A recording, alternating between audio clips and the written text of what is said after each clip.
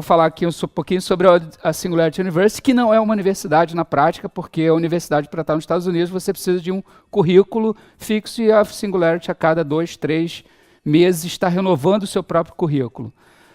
O que é a Singularity? Né? Uma comunidade global que usa tecnologias exponenciais para atingir essas grandes dificuldades que nós temos hoje no nosso dia a dia. E quais são essas dificuldades relacionadas a desastre, energia, meio ambiente, comida, água, saúde, aprendizagem, exploração espacial e tentar, de alguma forma, impactar positivamente a vida de 1 bilhão de pessoas, que esse é o objetivo, é o propósito massivo transformador da SU. E ela está localizada exatamente nessa interseção de tecnologia, impacto e negócios. Para isso que ela basicamente existe e é a forma como ela está se enxergando no mundo. Hoje ela está localizada na NASA, lá em Silicon Valley, bem no sul da Baía de São Francisco. Tem algumas dessas empresas, inclusive algumas delas não estão mais como patrocinadoras, mas é um processo de renovação e inovação contínuas. Fica dentro da NASA, um acordo que foi feito entre a própria SU. Ela não é uma universidade do Google, vou dizendo, matando logo várias coisas, talvez parte da interpretação errada que existe. A SU não é uma universidade do Google, não é uma universidade da NASA. Ela está localizada na NASA e ela tem funding do Google. Foi um dos primeiros fundadores, inclusive o próprio Larry Page já deu aula lá na SU, mas ela não é universidade de nenhum desses organismos. Ela surgiu através do pensamento desse cara aqui, do Ray Kurzweil, e junto com o Peter Diamandis, em que ele fala sobre a lei dos retornos acelerados, né, que esse gráfico aqui, né, inclusive esse fundo aqui de palco, é baseado exatamente nessa ideia de que ele fala que, à medida que você vai evoluindo com a tecnologia, ela é tão rápida que você tem o dobro de performance mantendo o mesmo preço, custo do processador. Isso através da lei de Moore. Então isso explica basicamente o crescimento exponencial, que a gente tinha uma unidade de medição inercial, custou alguns milhões de dólares, pesava 25 quilos, e hoje isso custa, dividido em 2 equipamentos, giroscópio e acelerômetro, custa menos de 5 dólares, você tem hoje isso no seu celular. E aí, qual é o futuro disso? A gente vai ter máquinas moleculares inseridas dentro do nosso corpo, melhorando a nossa saúde, e isso é inevitável, é uma das coisas inevitáveis. Essas tecnologias e essas ameaças apresentam grandes ameaças e oportunidades. Para vocês terem ideia, esse gráfico mostra uma das organizações dos Estados Unidos que medem a quantidade de carros elétricos, falou que mais ou menos em 2030, 2040, nós teríamos 500 mil veículos elétricos.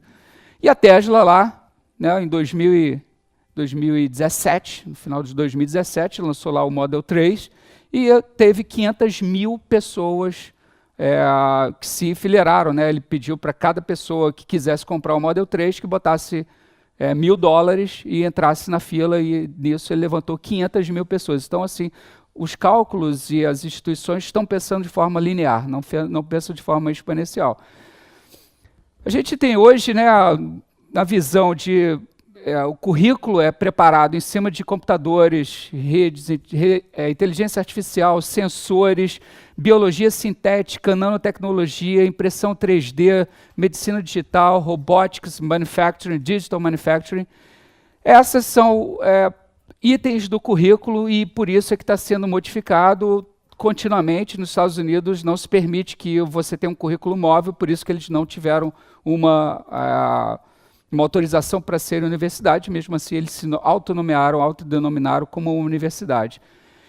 E, obviamente, eles utilizam algumas das coisas que exponencializam o uso dessas tecnologias, que são competições de incentivo. A gente tem o GIC, que são os Global Impact Challenges, desafios em que eles dão premiações. Então, boa parte dos alunos da SU, brasileiros que estão lá, foram ganhadores dessas competições feitas aqui no Brasil por algumas empresas que desafiam educação, desafiam agricultura, a criação de negócios e soluções tecnológicas para resolver esses grandes problemas.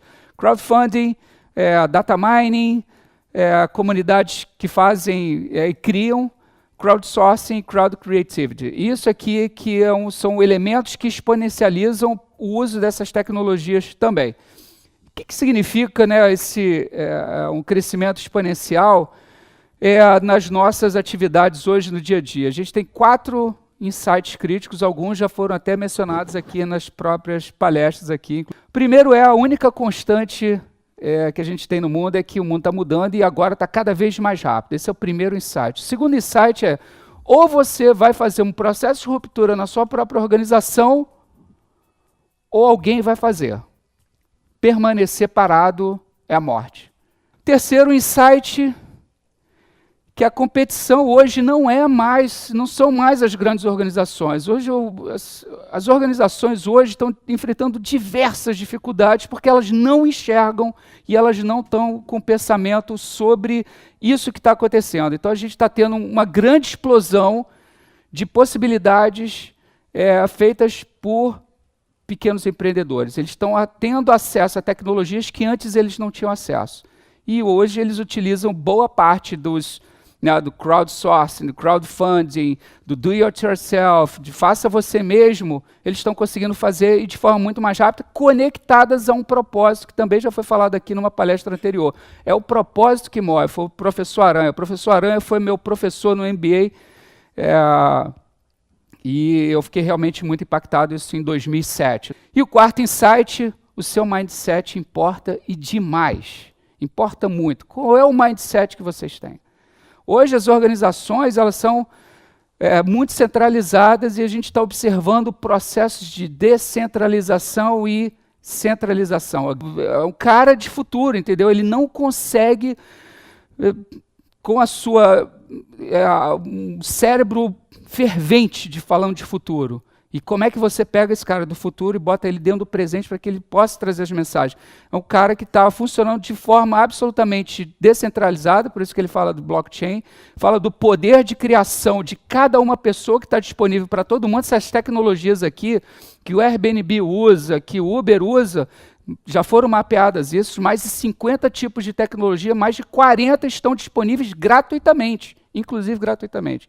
Então, o Airbnb hoje, de 57 tecnologias que eles usam para acontecer, apenas 7 ferramentas são ferramentas desenvolvidas in-house para o trabalho deles. O resto é tudo disponível. Então, se todos nós temos as mesmas ferramentas e tecnologias disponíveis para que nós usemos, significa que depende só de nós, do nosso processo de criatividade.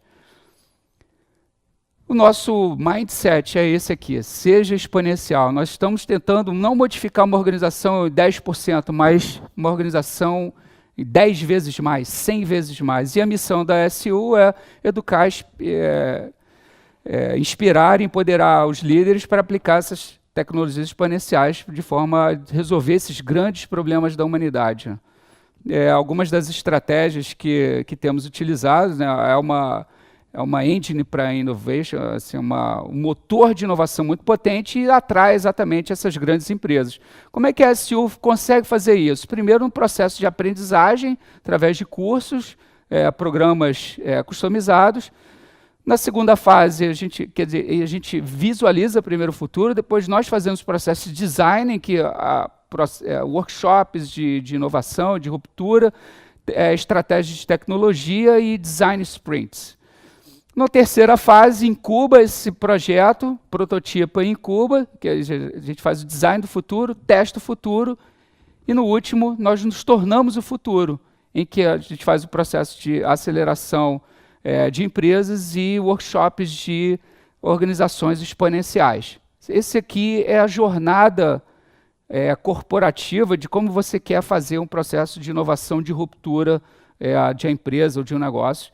A SU está baseada em Silicon Valley, mas tem os seus alunos estão espalhados por todos, praticamente vários desses países, representando 127 países, em que existem essas iniciativas relacionadas à educação, à inovação, à comunidade, a impacto, e com esses números todos aí, que eu não vou falar todos eles, mas estão aí, depois vocês dão um pause no vídeo e vão ter uma possibilidade de pegar um pouco desse negócio. Quais são poucas das empresas? Essa Modern Middle é uma empresa de criação ou de confecção de carne sem boi.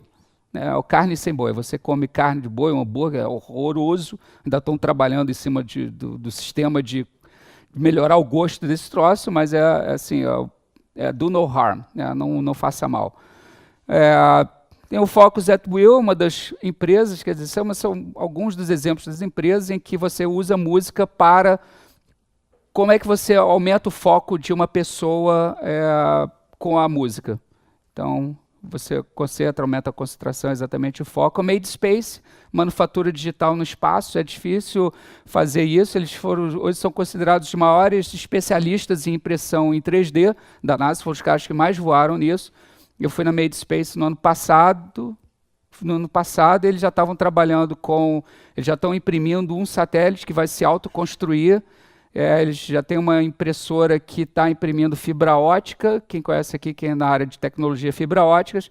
As fibras óticas impressas em gravidade zero, elas têm 100 vezes mais qualidade e velocidade do que as feitas aqui. Então, eles vão levar, eles estão com a impressora, já estão subindo a impressora para a ISS, vão imprimir fibra óptica em gravidade zero e depois traz para cá, imprime ela 100 vezes mais rápida.